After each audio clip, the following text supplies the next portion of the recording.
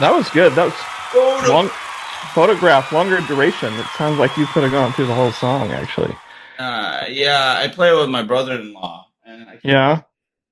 You know, folks, you could make the case that the song Photograph is really when Def Leppard just went into the stratosphere. That really, they had the album, High or Dry or whatever, and Bringing on the Heartbreak, which was good, but Photograph made them huge with everybody. Pyromania, one of the Aromania. greatest rock albums ever. Yeah, Yeah, it's a pretty awesome. It really. and it, I, yeah, have you ever gotten to see them? yeah. I have long time ago. In high school and early college years, I mean, that was like they were pour some sugar on me. What was that? The Yeah, Hysteria album. that's right. Yeah, Yes. that. Pour Oh some man. sugar on me. Isn't that like the number one stripper song? Oh yeah. Pour some sugar on me. Yeah. I'm pretty sure that I if think. you're one of those clubs, that Yeah. all the dancers are fighting to get that Yeah. song, and now To we have won't talk that. about Yeah. that anymore. Yeah. Yeah, I'm sure in the dressing room they really fought over that with the DJ, right? It's like, yeah, my song. I exactly. get to Hey, do it Debbie, today. Hey, how's it going, Debbie. Deb? Oh my God. So Uh, good to see you. yeah. So, hey, everybody, welcome to IoT Coffee Talk. And while we wait for Debbie to enter the real world from the metaverse, Yes. we're going to give you a warning. We warn you. Take us seriously at your own peril. In fact, we encourage you to take out some insurance because all liabilities of anything that you do based on anything we say is entirely on you. So, yeah. And yet, the most vital information that most people get in there every week comes from right here. Yeah, leave it on.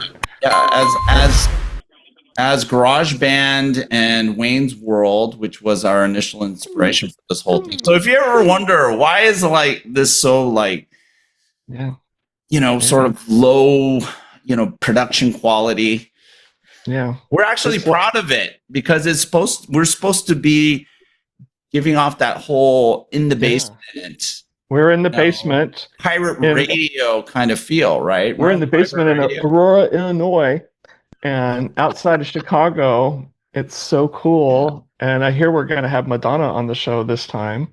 Oh, well, we have the Data Diva. Who gives a crap about Madonna, man? Okay, we got the Data Diva. Aerosmith. What's going on?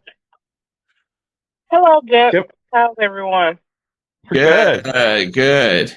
Are you going to be virtual this time? Yes. Sounds like you're out and about. Oh, okay. I am. I'm out in these streets, Leonard. Yeah. Out in the streets. All right. Okay. That's where the real world happens. Out in the streets. You know, that's where we meet. Anyway. Oh my God. That's what do you call round and round, right? Round and round. Yeah, I can't got help it. Almost every few words that we say, it turns out it's either from a song or movie quotes or something like that. In fact, we could probably do the whole show with just movie and music quotes. Right. String them together. Maybe we should come up with an AI product that actually does that. Anyway, there's that. Cool. That would be kind of cool. Yeah. So Debbie, where are you? If you're able to, disclose. Yes. Well, I'm just out and about doing errands. Friday is my Saturday. So. Okay. Yeah, I thought you might be in Dubai or something like that, talking at a security or AI conference. In December. But yeah, still confirming details on that. Yeah. Is that like official AI month? Is it that? Seems like.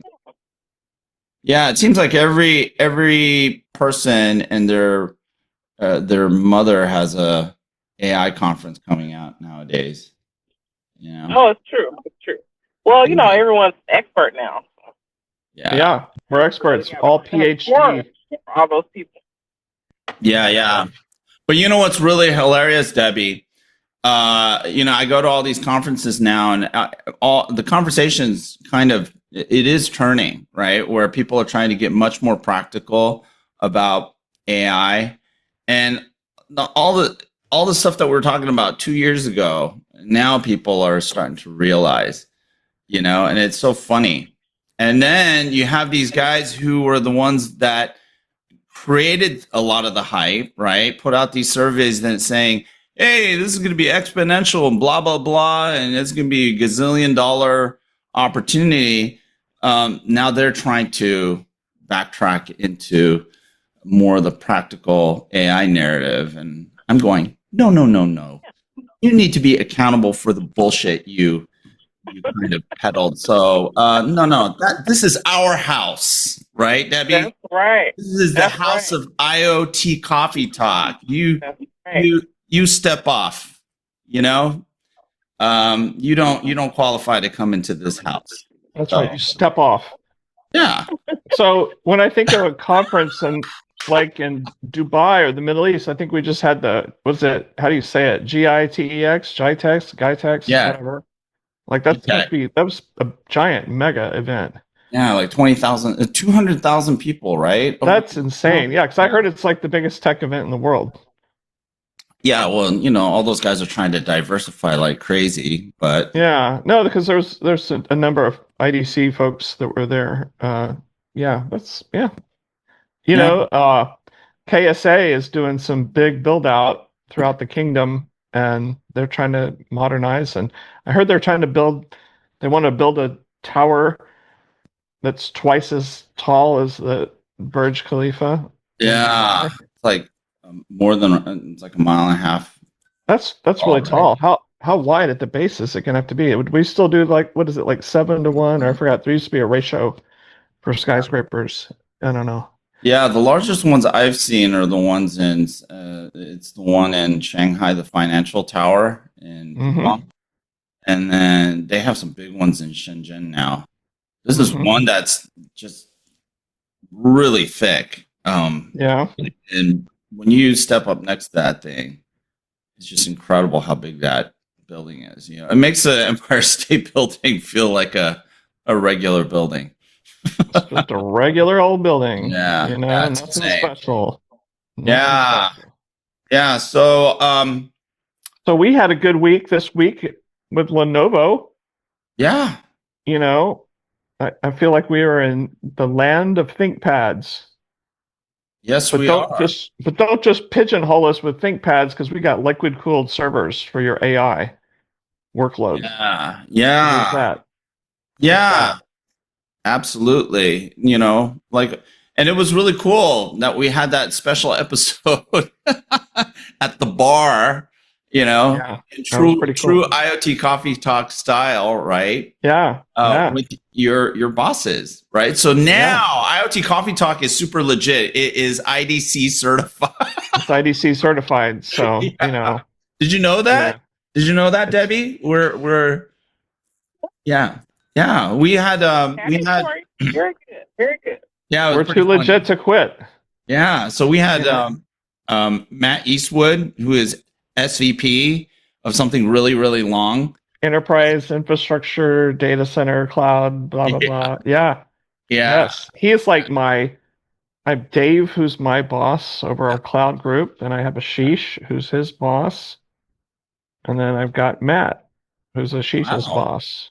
And then you got Crawford. So there you go. Yeah. And Crawford is president. Nice, convenient title. Very easy. President. Right? Very short. President.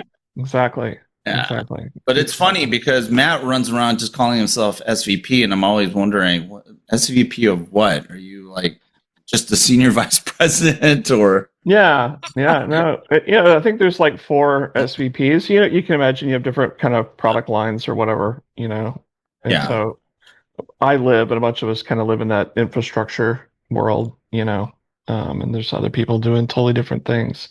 But yeah, that was great. That was a lot of fun with them. They were great sports to do that with us. Oh my God. I don't think they knew what they were getting themselves into. But I think now they've entered a new world that they probably don't want to leave behind. I think they feel like I'm a new person. I'm all about this from now on. I Oh want to yeah, be on Coffee Talk every all the week. time. Um, who else did I tell Especially you? Crawford. Especially Crawford. Oh my I god. mean, and I think we met with a number of executives, vice presidents at Lenovo who expressed interest in being on the show.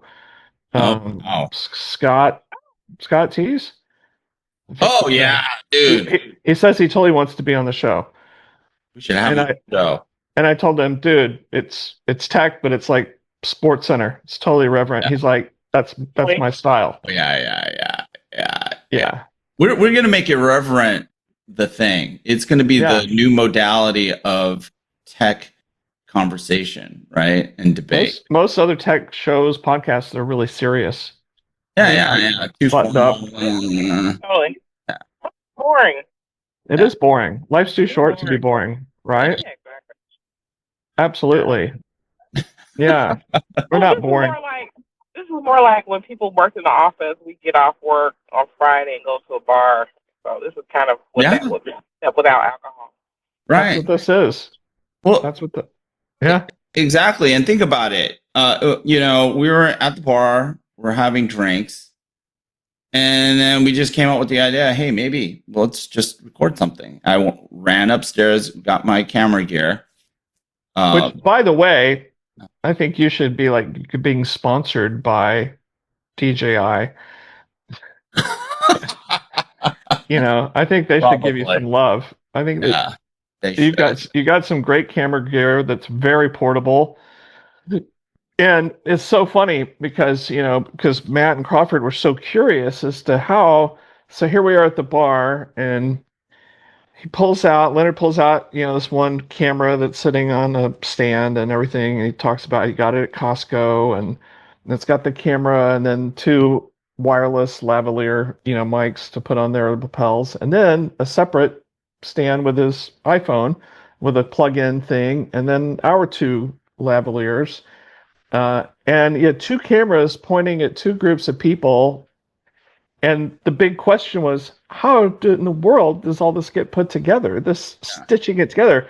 Because I think, and as you said, Final Cut Pro, and I just put it together and a whole bunch of magic happens.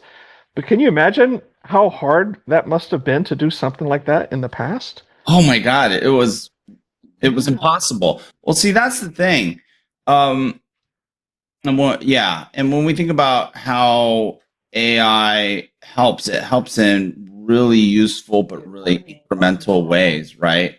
Like even something like Magic Mask, or what they call Apple calls it something different, but that in and of itself, that allows you to apply a green screen effect around people and objects.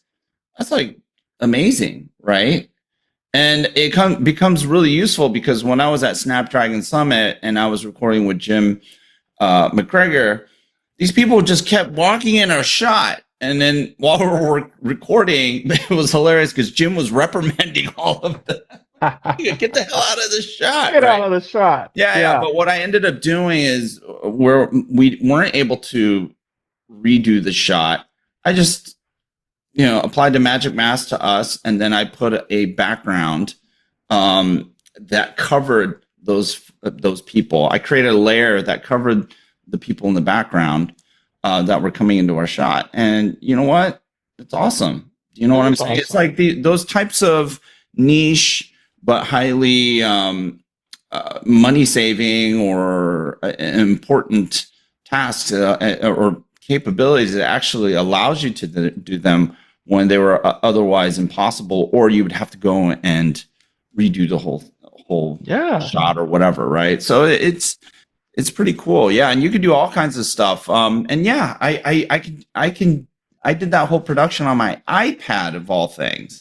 Right, that's amazing. You did it on your iPad, right? Yeah. So you pull it all together because I remember you having conversations back when the iPad Pro was getting really powerful, and there was some kind of different graphics tools and stuff. I remember you talking about, and it's like, is it possible to do this stuff on an iPad? In the past, it was not really possible, but then the iPad crossed the chasm, if you will, of performance and the ability to run apps that would normally only be on your laptop or desktop. Yeah, Yeah, it's that's all about huge. Do you silicon, have to use man. a pen? You have Huh? to use a pen when you have to use a pen, like a stylus when you use the iPad for it. No, no. They adapted the controls for touch. You could use a pen, but they just assumed that you're going to use touch. So all of the features and the controls are geared, the whole user interface is geared toward touch. And it's really cool. There's a bit of a learning curve, right? Because the way that the application works is and functions, the interface is different from the Mac version, right? But it's extremely powerful. It even has like things like voice isolation. Remember when we were in that bar? It was really loud, It was right? really loud. Yeah. Yeah, and Crawford was asking whether or not the recording would even work, and I told him, "Dude, don't even worry. Remember?" Yeah. And It's hard to believe you it's like, there's no way. that's There's so AI, much. man. Yeah. It's AI. So AI is good when it's a tool, narrowly focused, helping. Yeah. Bad when it takes over the planet, right? So Or good you, as a tool, bad take over yeah. planet. Or or, Yeah. or if you try to, hey Debbie, or if you try to have it manage your network Yes. or your cloud infrastructure. Or your fleet of intercontinental ballistic missiles, maybe. Oh, speaking about cloud infrastructure, we have to talk about how we started off the week. Oh my God. Ouch. Was that like the biggest cloud outage ever? Ouch.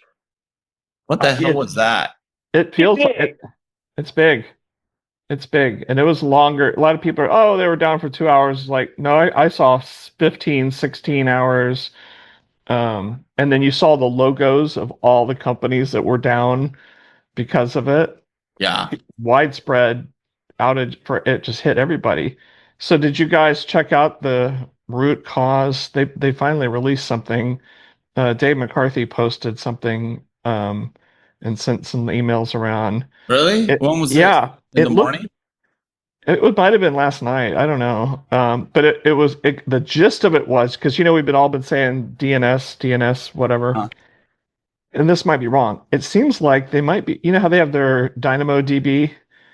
Um, it's like they might be using their DynamoDB as like a DNS deal, and all the companies and all that are in the cloud are all registered in there, and then maybe there was a race condition and something new came in, something got deleted, and then all of a sudden it looked like there were no companies listed on the cloud anymore or something like that. And then they're trying to get them back. I don't know. There was like we'll have to post it. Dave McCarthy posted a great thing where it was like ChatGPT gave an explanation in layman's terms of how to think about it. But something like that. So I was like, wow. And it was all that, overused region in Virginia, that US East where there's tons of stuff there in Northern Virginia, just data center central over there.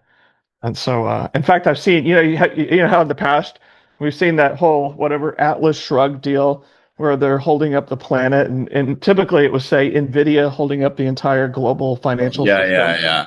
Uh-huh.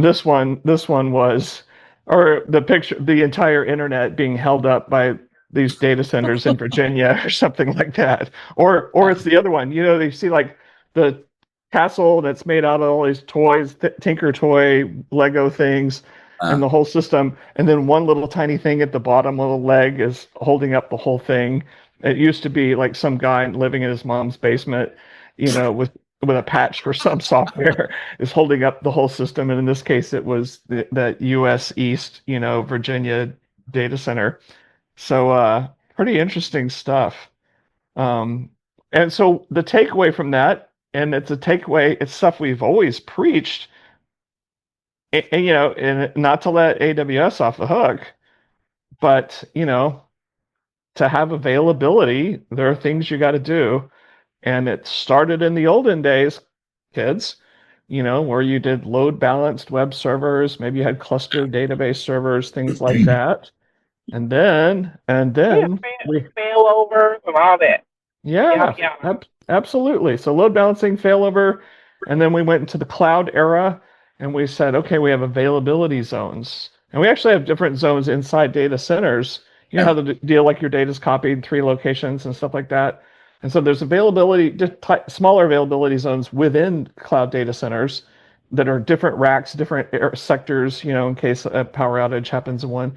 And then the larger kind of availability zones where it's not really just one data center, it's like a little campus, a little pad, and there might be 2 or 3 data centers there that combine that makes up US East, blah, blah, blah. And an availability zone might be having your stuff in 2 of those data centers. But maybe that's not enough, and you need to have regional load balancing. That was such a big deal. Like I remember the earliest days of building Azure, and we're getting going, and you started having customers ask for that. It's like, I want to load balance across regions because a whole region could go out from a power outage or something like that. And I remember we didn't have an answer for a long time, to Yeah. load balance across regions. And they have stuff like that now because there were a lot of the early days of cloud. Most of the people who were using the cloud were startups back then, right? Yeah. Yeah. And you'd see these huge outages and stuff like that. And so it's like, okay, I need to be in the West and the Central and the East or the whatever, and be able to flex across that kind of stuff. And of course, the hard part, as the data diva knows, is when you are trying to do failover across regions.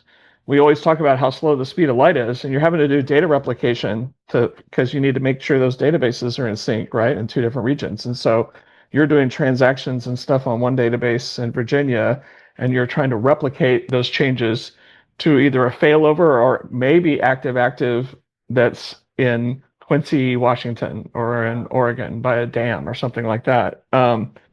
It's tough stuff. And so, and then the next level, go ahead, Yeah. Abby. And it's expensive. The next level after that then is It is. multi-cloud across different vendors. Do I have, because there's a lot of things, that are kind of the same. It depends if you're not using, if you take dependencies on really specific pass offerings from a particular cloud provider, that's harder to do it. But if you were just doing VMs or Kubernetes or something like that, where you say, yes, a VM is a VM is a VM, and I'm running the same Linux or Windows server and same database and same everything, then I could replicate across between AWS and GCP, for instance, or Azure or whatever, and have multi-cloud. And it's not just power outages or people screwing up, a software patch or a DNS entry. It could be a virus or a cyber attack, right?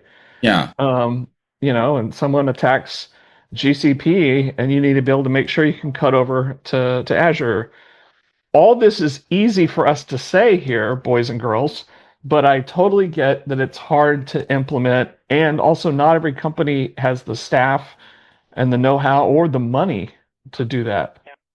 It's incredibly difficult. It's incredibly difficult to do. Yeah.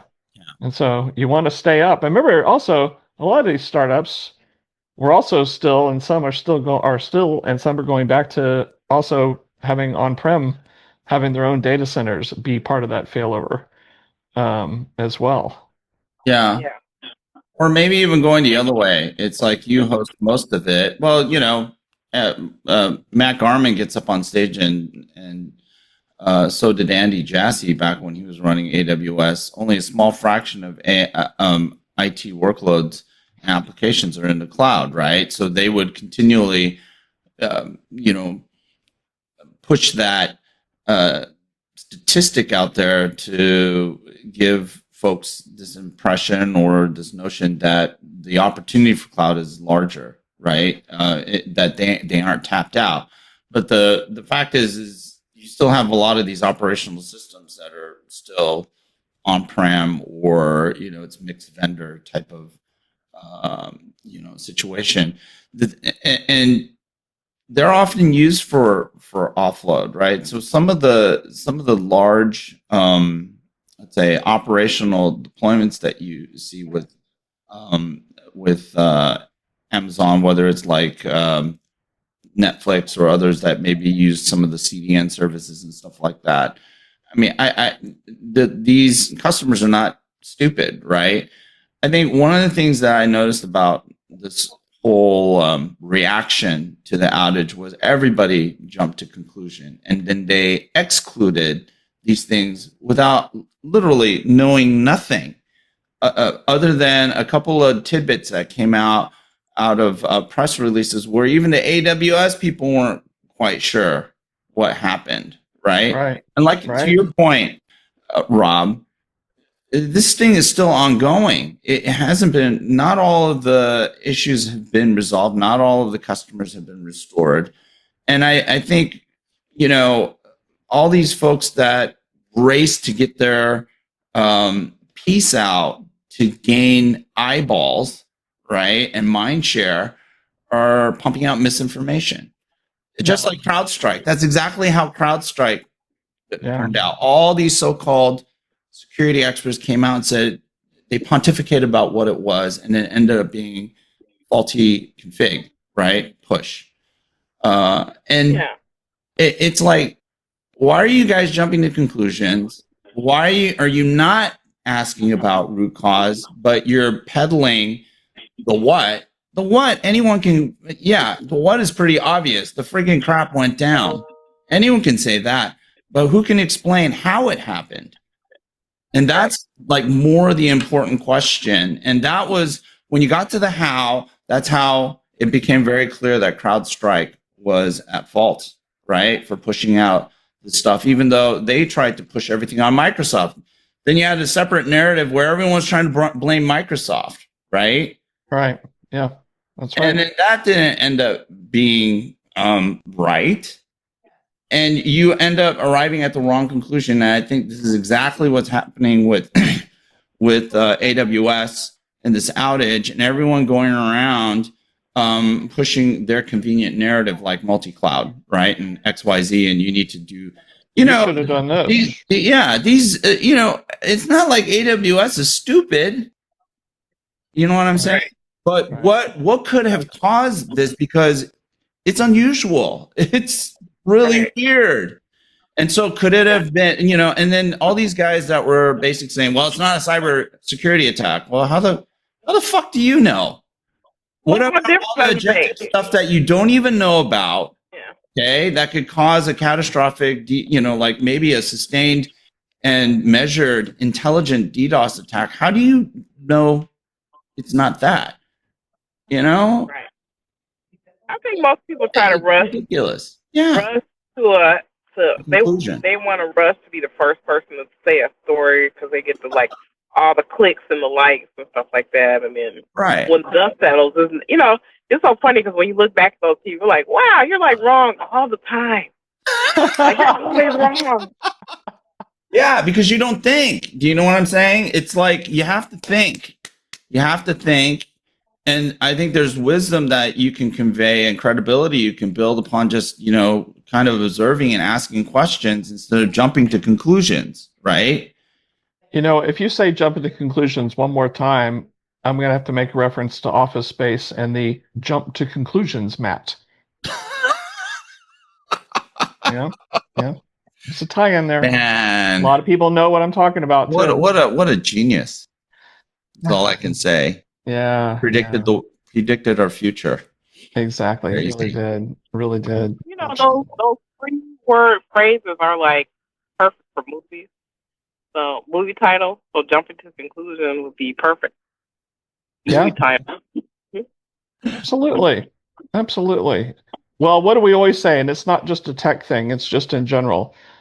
Those who know the least are the ones who often say the most in public. And those who know the most are the ones who say the least. That's true. Good say. I love. Yeah. You always have a lot of people talking who don't know what the hell they're talking about. In fact, they all work for this new tech analyst firm called Weatherman Analyst Firm. We get to be, we're wrong every day. Yeah. We built our reputation on being wrong. Exactly. Well, yeah, I mean, but you saw the game. I mean, we were at Lenovo Global Analyst, Global Industry Analyst conference, right? The thing is you can have differing opinions, but about things, right? You can have different numbers, but it's a credibility game, and so, and you probably notice being in these sessions, you have to have thick skin, right? Yeah. But then you also have to remember, it's like what I always told my teams when I managed, tech leads who came from different backgrounds. It's all about the customer. You're not here for yourself, right? But whatever it is that you can contribute to the conversation, your perspective, your research, you put it out to be debated, right? And you will not always be wrong, or you won't win the debate, but it's not about sitting in the back. The value that you give to these companies where we go and we have these deep conversations with them is to help them, right? And it is about, at the end of the day, credibility, right? Because they will listen to people who have credibility, and that requires you to be right, and have like a perspective that will strategically support these different companies that we work with. Yeah, you can't be the guy who throws the grenade and leave the room, right? That's for sure. Yeah, you're right. Yeah, pretty much. The other thing, though, also, it's important to have a strong point of view. It needs to be based on your own experience. You're really seeing it. You're not just full of it. There's too many people who are afraid to take a stand on anything in life and really say, this is what I believe, this, because that's what customers are looking for. There's a lot of wishy-washy people who are afraid to really say, this is what we should do or whatever. And they're just like, oh, it's kind of like, I don't know who said I don't know if it was Mark Twain or whatever. It had about, if you haven't made any enemies in your life, it means you haven't really said anything or done anything in your life as well. People, when you start seeing people throwing stones at you, and when you see them ripping you online for something you said, and I don't mean saying crude bad stuff, but just stuff in tech or whatever that is, based on your experience, that it means you're doing something right. A lot of times people will get beat up online on LinkedIn or whatever, or Twitter, and they immediately pull back into a shell and they don't want to venture out. If you're getting beaten up, it means you're doing the right thing and you need to keep doing it. Life is really, really short, as it turns out. And you really need to go out there and, lay it down, put it down, get out there. You're right. You have those elbows, pointy elbows. Yes. Right? Yes, you're right. Pointy elbows for the win. Absolutely. Yeah. And, I did a podcast with Peter Linder. Our buddy Peter Linder, about thought leadership, is exactly the same thing. It's it's all about coming up with original thought. Thought leadership is not about regurgitating someone else's stuff and taking credit for it. That's what a lot of like self-proclaimed thought leaders do. That's so true. Self-proclaimed, right? What they do is, it's a study from Carnegie Mellon, and they take a picture of a cool graph, they stick it on LinkedIn, and then they copy and paste most of the text. Yes. The abstract, they throw it in there, and then at some point they may give credit to that's not thought leadership. Dude, you're just like regurgitating, somebody else. You're taking credit for someone else's actual thought leadership. They came up with the idea, they came up with the diagram. You're going out there and now taking credit for it, and that's not right. It's not right. You're just an influencer, but people don't understand the distinction, right? They give credit to these people. And there's plenty of people that do that, especially with like the popular science kind of nonsense, quantum or, some Star Trek kind of technology that there's no proof that any of this crap works, like cold fusion, right? But then real thought leadership is practical. Do you know what I'm saying? It addresses an immediate mindset shift that needs to happen in order to catalyze a change, whether it's for a small problem, it's an industry scale problem. And you get beat up, man. I know that Peter's gotten beat up quite a bit. You know what I'm saying? And he gets beat up internally within Ericsson, but also gets beat up outside of Ericsson. Exactly. So you're so spot on because he's trying to introduce new thought, right? He's and what's he doing? We overuse it's not even a cliche. We the whole Teddy Roosevelt man in the arena thing. At least he's in the arena putting himself out there with original thought. And all kinds of people are throwing tomatoes at you from the stands and booing you. And what do you know? But what did those people ever do in their life? Yeah. Exactly. It's very easy to throw dirt from the sidelines. We get into the ring. Yeah. Right. Absolutely. All these brave people behind their keyboards, right? Exactly. They're thumb thugging. That's what we call it. Thugging. Thumb thugging. I like that. That's good. You guys are just a bunch of thumb thuggers. I love that. That is awesome. That's really good. I like that. But that is. And so, you know what? In the short period of time that we have on this earth, don't be a thumb thugger. Stay in the arena.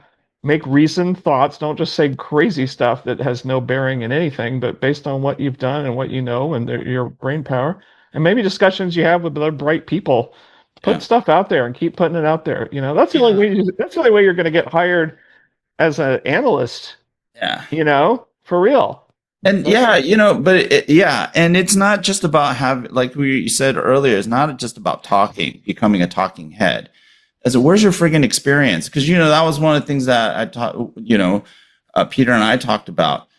You don't just become a thought leader. You need to know, like you said, Rob, you need to know what the friggin' hell you're talking about. If you don't have experience, you haven't been in the trenches, you're like a lieutenant who just graduated from friggin' West Point, right? And then they pushed you out into the front lines and you're going to be commanding a bunch of, troops. Right. Who know what war is like better than you. It's a joke, right? So you have to have gotten dirt underneath your nails and solved problems, gone through that whole dynamic. Doesn't mean that you that's what you do today, right? Because that's why that second lieutenant needs to listen. That's why they need to listen to their sergeant when they're out there. Yeah. There you go. Someone who's seen a few rodeos, right? Yeah, and then knows how to smack people around and get like the troops to go in the right direction. But and so there is this requirement, literally, for the sake of credibility, because thought leaders should be credible, that you actually have been in the trenches, you've done shit, and that's called experience. You know what I'm saying? Exactly. It's not academic. Academics are not necessarily thought leaders, because anyone who's been in the trenches can typically tear any of those guys apart in a second. And I do that quite frequently with professors who are supposed to be experts in the domain.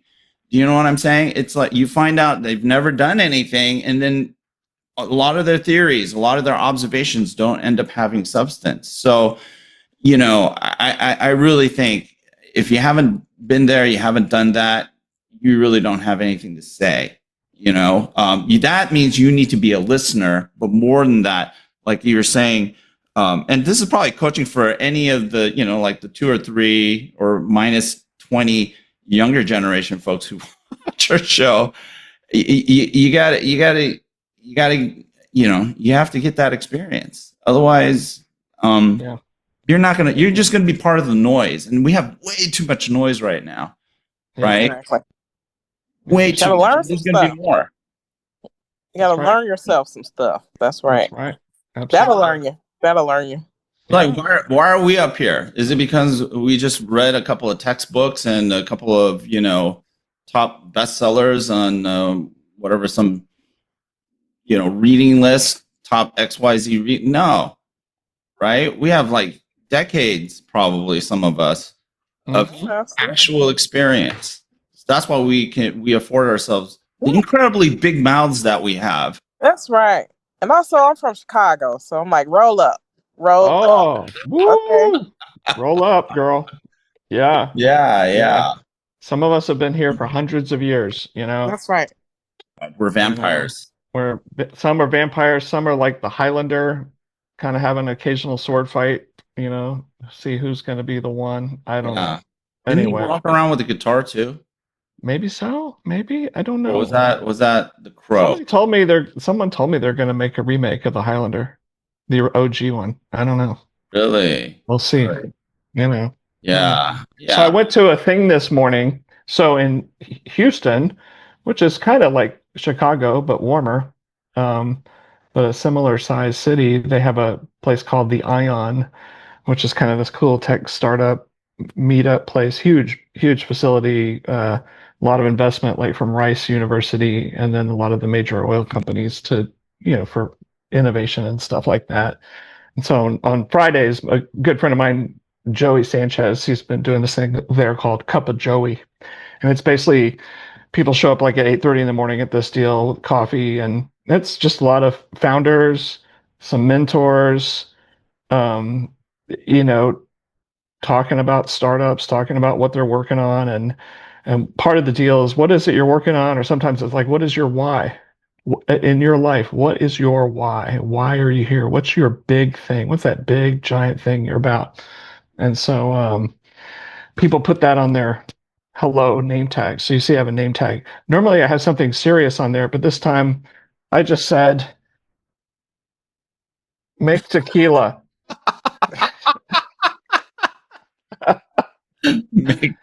Make tequila. Make tequila. So you probably heard. Yes, so I'm really going to get that going. We're in the growing phase, of that agave out at the ranch out in the Texas Hill Country. But eventually, one day, there'll be real tequila. We won't be able to call it tequila because it's not from Jalisco, but it'll be real something, mezcal or Texaquila or who knows. Called the agave funny juice. Agave funny juice, and then some people use agave as like a sweetener. I've noticed, in fact, you'll see like margaritas. Like you heard the terms skinny margarita, and try to, because so many margaritas, the mix is just so much sugar and everything like that. And so a lot of them you'll see them use agave syrup to sweeten it without having a lot of calories. Yeah, it's like oil, man. It's oil. You can make like paint stripper out of it too, probably, right? There you go. There you go. Organic, all organic. We're all organic. Absolutely. Absolutely. I don't even know why I went down the tequila road, but it's something I did today. So it's part of my life, But usually I'll say save the planet with IoT, with Moab or Thunderstruck. And the cool thing is with some friends, we're going to help bring some of that stuff to life with our Elevate communities. We're going to actually use real tech and apply real tech and help give things away to people to help them out. When we talk about some disasters, problems that are happening, flood. Yeah. Well, hopefully now that Qualcomm's acquiring Arduino and yes, our buddies. Pulse, maybe we can get those guys to sponsor fake communities, and because they're all about digital chassis and blueprints and stuff, and those are going to be foundational, right? And then you need an ecosystem that will participate in delivering some of these blueprints or these solutions to the field. So absolutely, and I know they all want to help. Nakul, if you're watching, talk to some of your marketing folks or whatever, and see if you guys can get into this. So and then hopefully, hopefully we can make an impact here, because it's not like, we could say that ESG doesn't matter or whatever these goals, because AI is the priority, right? And we're going to create these self-inflicted energy crises around the world. But at the end of the day, the weather isn't getting the climate's not getting any better. A little toasty out here. It's going to be more disaster. So how do we help communities be more resilient? I think it's getting hot in here, Yeah. Stuff's That stuff's real. That stuff's real, and that, back to us being thought, sometimes you're in a weird mixed company or in a weird location where it's not as easy, or it feels awkward to talk about certain things. And so, but yeah, I do feel like things are getting a little toasty out there, and lots of people are suffering from drought and all kinds of stuff. And I'm, a long time ago, all of us have been doing this IoT stuff for so long, and we had that epiphany after living in factories and stuff. It's like, maybe we could use this for something else, that might be helpful for all of humanity. And so that's kind of, that led to Elevate Our Kids and now Elevate Communities to make it real, make that impact real, for sure. So it's good stuff. Good stuff. Hopefully, what was the big thing you did in your life? Did you just go to the office? Were you just trying to get a paycheck? Most people, that's the right, actually the answer. Yeah. What's the big giant thing? You hear that term legacy. A lot of people probably don't have much legacy. I was here. Yeah, I was gone. I think this is more about companies, less than about individuals. I think it's, what do companies want to do in terms of being responsible, thoughtful to the communities out there? Do you know what I'm saying? Mm-hmm. They can help, right? Right. Most individuals have limited resources and capabilities to make an impact, but how do you channel the leverage that you have as an organization to help out? Yeah. And I think what we're trying to do I know this is what we're trying to do with Elevate Communities is create, again, I'm going to use that term again, that blueprint for doing that. Mm-hmm. Because these things don't come together all that easily, right? And if we can build a community to help communities, I think that's pretty cool, Yeah. Now, the question is, how do we structure it? And then how do we create those channels for companies to get involved in helping out? And, in the process, you're promoting your technology, right? You're exhibiting how your technology can make a difference.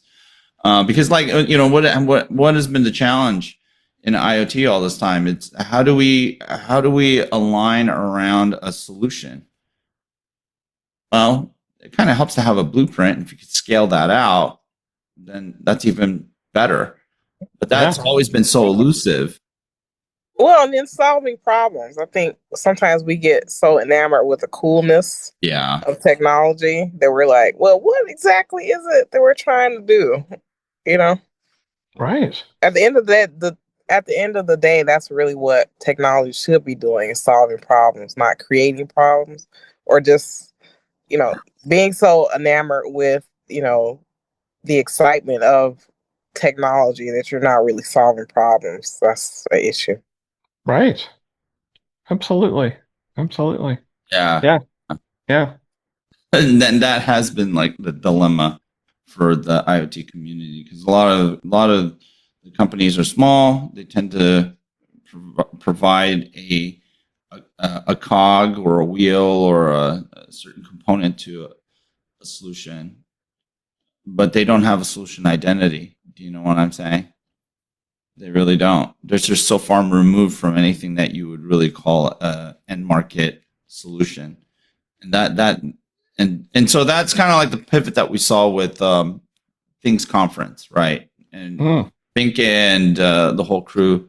I mean, we've been the IoT Coffee Talk crew and the guys at the Things Industries have been aligned on a lot of this stuff, right? And dare I say that we've influenced them over the years. Because you're an influencer.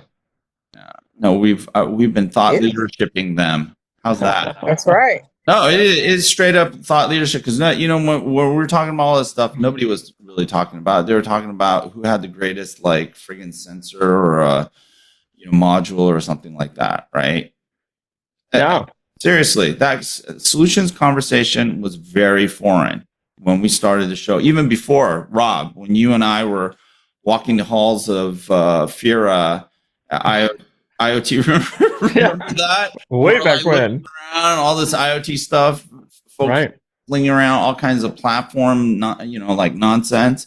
Yeah. Where did any of that go? Do you know what I'm saying? Where did it go? And you and I were there going, we were there. That's not going to work. Oh, wow. That's not going to work. Right. Right. What's your solution? What are you solving? What are you solving? And that simple question, very few people can answer. Yeah. They would say, oh, but we have this module. Right. Hey, we have AI, or we got this big data thing. Well, shit. It's like, what are you trying to solve? Yeah, absolutely. What are you trying to solve? It has to be more connected. We have to have more connected thinking. I feel like a lot of companies are like Santa's workshop, where everyone does their own little piece. And so thinking about it more holistically, again, around problem solving will help cut out a lot of the shenanigans that we see. Yeah. You're right. What would Santa say? That's right. I mean, that's right. Santa knew how to solve problems. Okay. Exactly. You can go down that hole, right? Across a broad range, things, because sometimes Buddy the elf is over there in his own world trying to make the clown come out of the box when you, maybe that's not what people want. I don't know. But sometimes you have to pull a lot of people together to create Christmas cheer to get that sleigh going, right? Oh, that's right. Yeah. Gosh, you're a genius. That was very creative. Singing, singing the Christmas carols there in Central Park, and it saved the day. And so sometimes a lot of people get together for a problem that's bigger than themselves. Delivering presents to Bobby Boucher's family. Yeah. Celebrate. There'll be different versions of Jesus. Bobby Boucher. I love it. Oh my God. The non-commercial side of Christmas. That's right. There you go. Oh my gosh. All right, man. Oh, you guys are great. All right, let's call it. Absolutely. But not the way Javier Bardem says call it in No Country for Old Men. Don't be that kind of call it.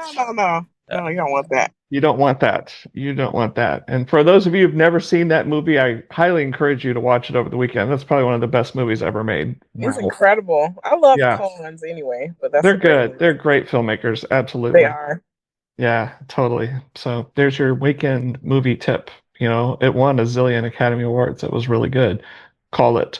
But I love the backstory. Javier Bardem's like the most harmless, anti-violence person in the world, and them trying to convince him to take on this role.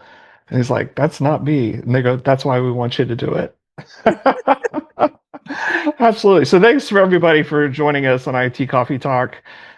We talked about a lot of good stuff today. We talked about Lenovo. Obviously, we had the AWS outage and some tips to help you in that problem, and about putting a stake in the ground. And, if you're a thought leader, it's because you got real things to say. You're not copying what everybody else is saying and copying and pasting. Put your stake in the ground. Be brave, and know that when people are shooting arrows at you, you're actually on the right track. That's what it really means. It doesn't mean it's time to retreat from life or retreat from your beliefs. It means you're on the right track, actually. So thanks a lot. We got to talk a little bit about our project, Elevate Communities, that we're building, and that we're going to do a lot of good for a lot of people. And that's the main reason we do this deal, to raise money for that. So definitely go check out elevatecommunities.org and donate. And then all of you friends in the IoT space and sensor space and communications, because remember, what is IoT? It's actually just a collection of enabling technologies that we kind of glom together to build a what? Exactly. Wait for it. A solution. Platform. Yes. Yeah, right. No, dude, platform. Platform. Build a platform. That's what everybody needs. I need a platform. Yeah. Yes, exactly. And so, but yes, we've been to a few rodeos, and now we're going to build that platform for good. Exactly. So anyway, have a great weekend, and we will see you next week. Arrivederci. Thank you, gents. Oh, look at that. Okay, that's pretty cool. Oh, wow. I didn't even know that was going to happen. It didn't do anything. Oh well, I didn't have my turn on. All right. All right. See y'all later. Bye.